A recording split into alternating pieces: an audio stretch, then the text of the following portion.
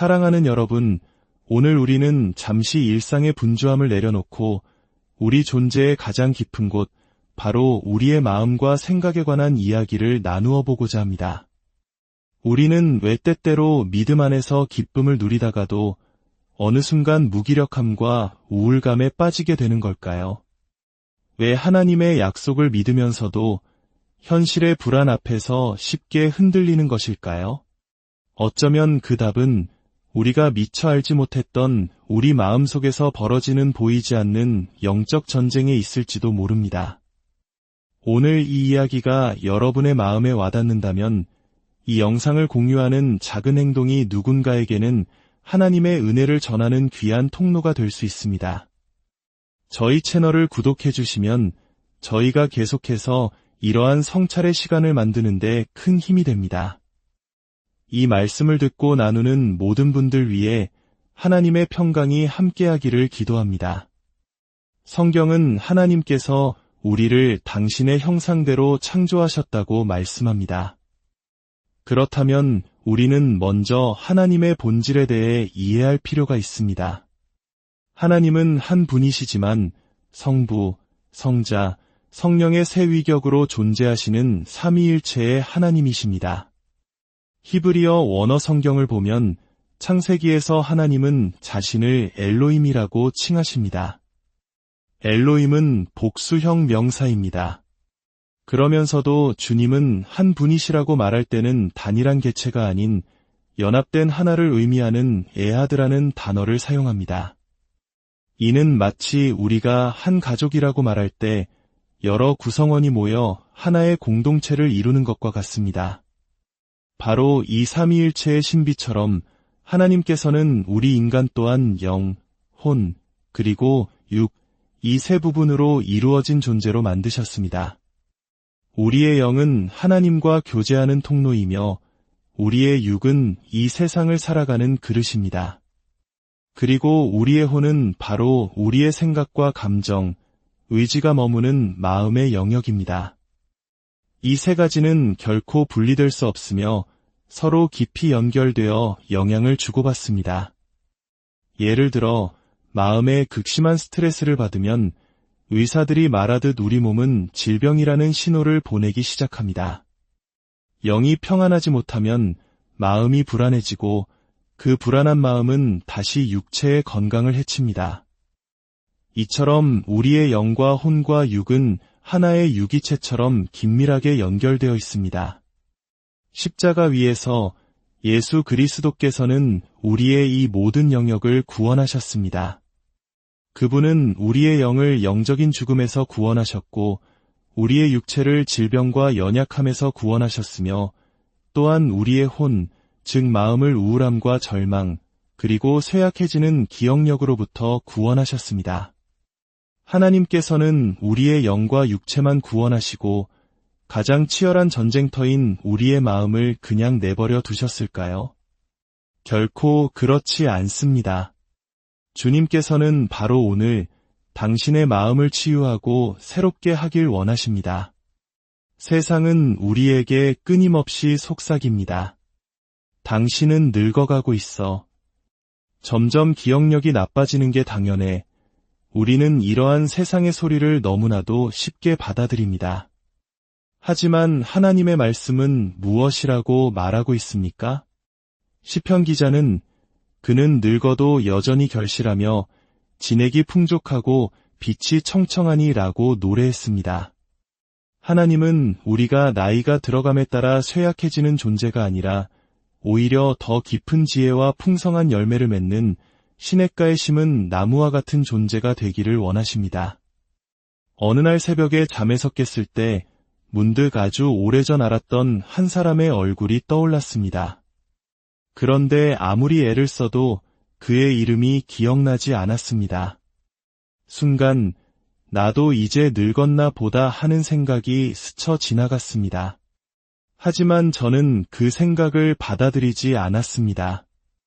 대신 조용히 선포했습니다. 나는 그리스도의 마음을 가졌습니다.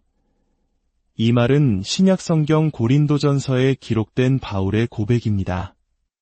우리가 그리스도의 마음을 가졌느니라. 그리고 잠시 후 거짓말처럼 그 사람의 이름이 선명하게 떠올랐습니다. 이것은 단순히 긍정적인 자기 암시가 아닙니다. 이것은 내 생각과 감정을 하나님의 말씀 위에 세우는 믿음의 행위입니다.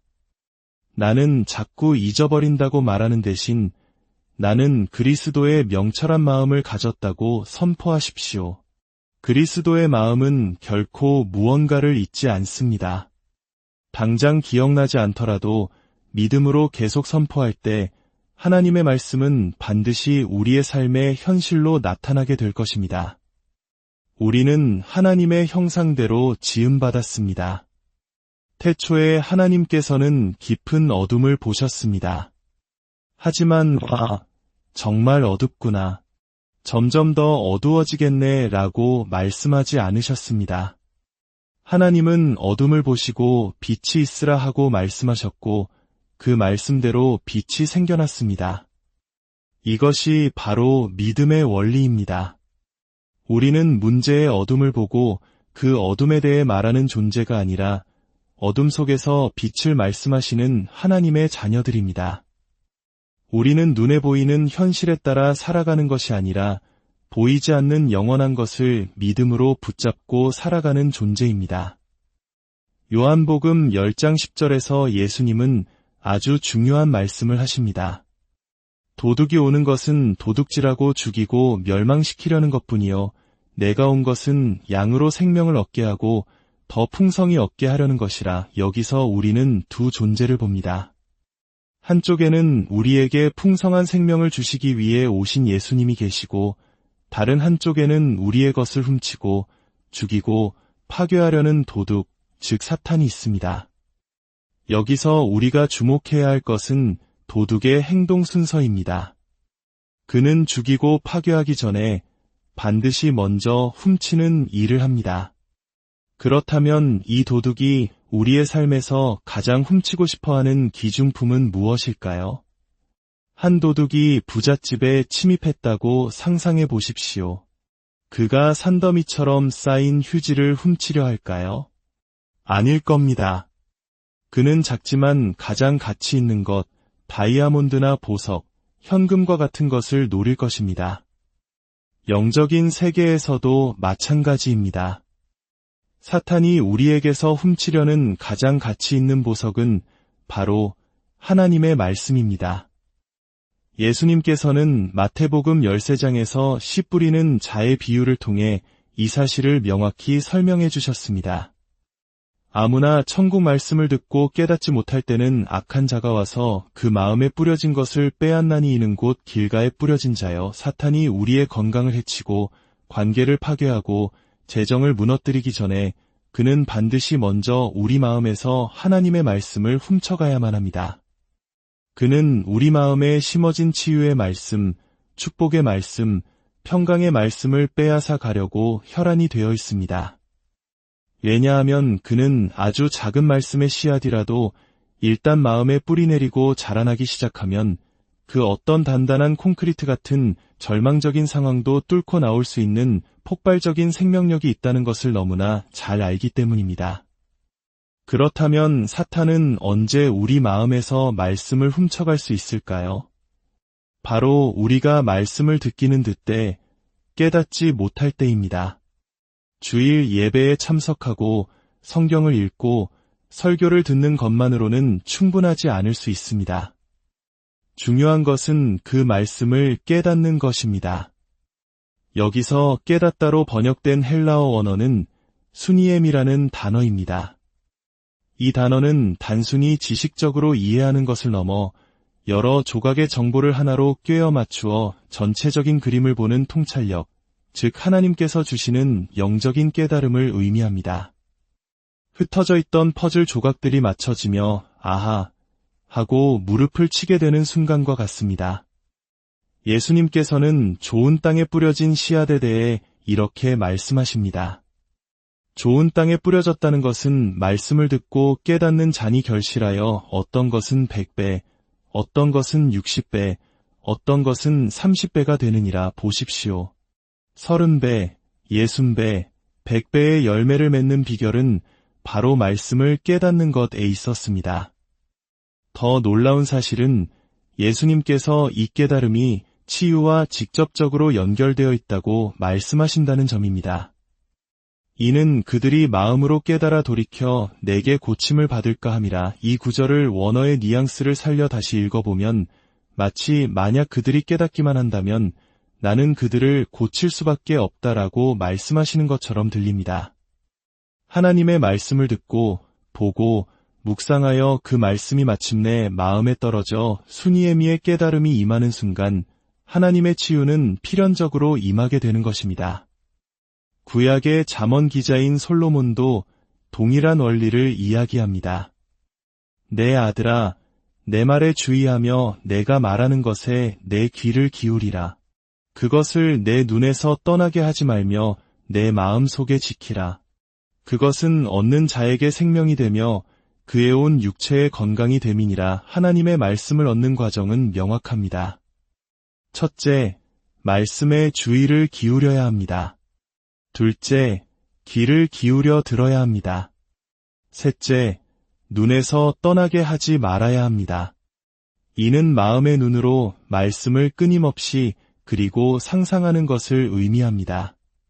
하나님께서 당신을 시냇가에 심은 나무라고 말씀하시면 푸른 잎사귀가 무성하고 시절을 좇아 과실을 맺는 당신의 모습을 마음으로 그려보십시오.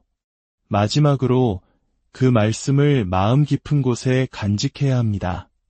그럴 때 그 말씀은 단순한 문자가 아니라 우리의 영혼의 생명을 주고 우리의 온 육체에 건강과 치유를 가져다주는 능력이 됩니다.